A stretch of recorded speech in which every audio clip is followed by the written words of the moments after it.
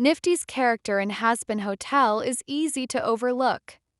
Bubbly, fast-talking, and seemingly obsessed with cleaning, she often reads as comic relief, a manic burst of vintage femininity flitting through hell's chaos. But beneath the surface quirks lies a quietly profound presence.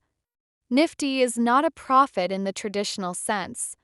She does not speak in verse. She does not guide others with grand truths.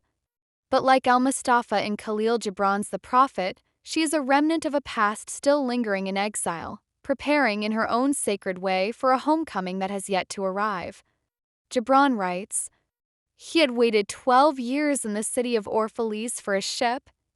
We are never told how long Niffty has been in hell. But her 1950s aesthetic, her dress, voice, gestures, suggest she is a soul from another time. A post-war sprite suspended in a body too cheerful for the ruin it inhabits. She hasn't just entered the hotel, she's been there, possibly longer than we realize. Not because she is lost, but because something remains unfinished. Like Al-Mustafa, she waits, not passively but with intention. Every hallway she scrubs, every corner she dusts, feels like sacred preparation. A ritual of return. Her compulsive cleaning is more than habit. It is a kind of spiritual maintenance. She tidies the ruins of hell as if expecting a dawn. She polishes as if waiting for grace. Niffty is not chasing cleanliness, she is chasing closure. Gibran writes, "It is not a garment I cast off this day, but a skin that I tear with my own hands." Unlike Angel Dust or Charlie, Niffty is never given an overt arc. Her backstory remains veiled. But her actions speak louder than exposition. Her frantic cheerfulness, her flirtations, her fixation on homemaking, these may not be surface traits. They may be survival mechanisms. The roles she was conditioned to perform in life still cling to her in death. If Charlie represents bold reform and Angel a journey through trauma, then Niffty is the quiet, enduring rhythm of resilience, the archetype of the good girl who never got to stop being good. She doesn't lead the hotel's mission, but she holds it together. She is the still point in the turning chaos. In this way, she parallels Al-Mustafa's role in Orphalese, not the loudest voice but the constant one. The dream may belong to Charlie, but Niffty is the one who keeps the dream house from crumbling.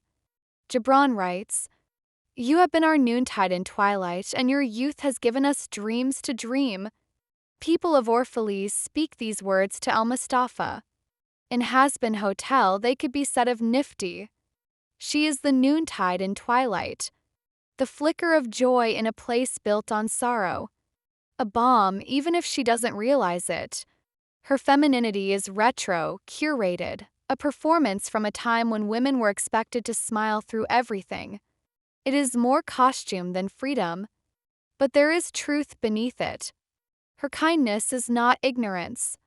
It is endurance. In episode 6, Welcome to Heaven, a brief moment reveals how others have started to see her. At a nightclub, Angel Dust, ever the diva, takes on a protective, almost brotherly role. Cherry teases him for it. "Wasn't this your night off?" Angel replies, "I just feel responsible for her." The line is simple, but it matters. Someone sees her, not just as background, not as furniture, but as someone worth protecting. Gibran writes, "Empty and dark shall I raise my lantern, and the guardian of the night shall fill it with oil." This line could have been written for Niffty.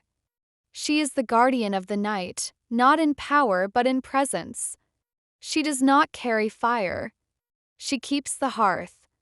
She does not vanquish darkness, but she cleans its corners.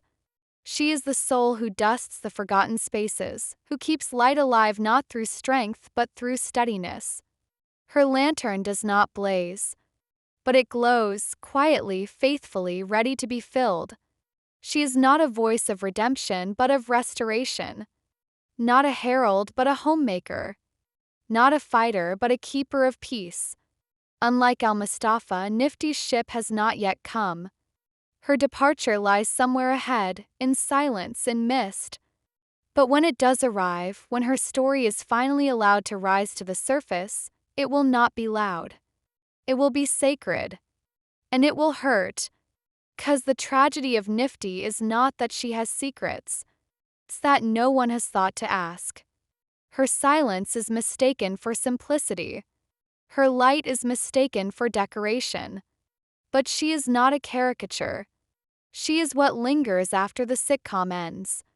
A woman trying to hold together a life, even after death.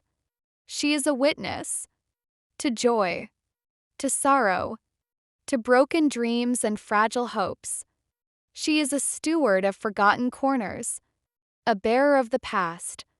And a seafarer of the soul, still waiting quietly, cheerfully, unshakably for her ship